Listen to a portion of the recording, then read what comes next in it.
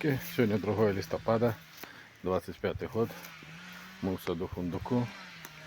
І сад прирос ще несколькими гатунками, які я взяв, набув у Ніколая з Бреста. Вельми великі саджанці, пригожі. Йому дякую. Зараз покажу. Это каталонський Ніколая. Саджанець 2,5 метри. На штамбі. Уже цілком сформований. Ламберта червоний саджанець. Айзенбаш.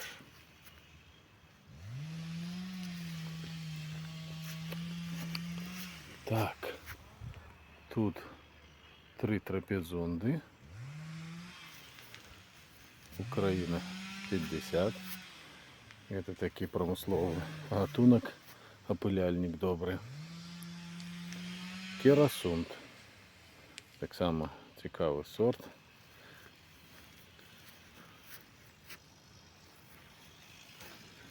І це сортоформа самого Миколая. І вона називається Гулівер. Вельми показував її нарешки, вельми великі. І ще один гатунок. Тондо Діджифон. Ось такі. Маль що на многих саджанцях вже є сірошки.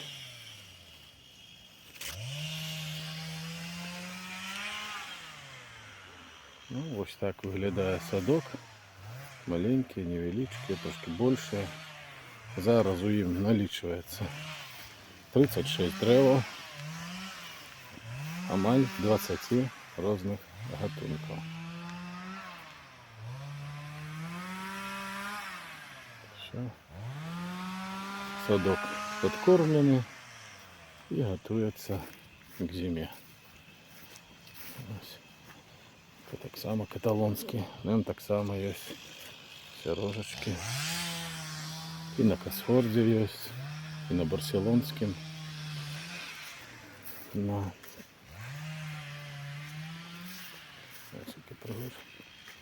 московський ранній.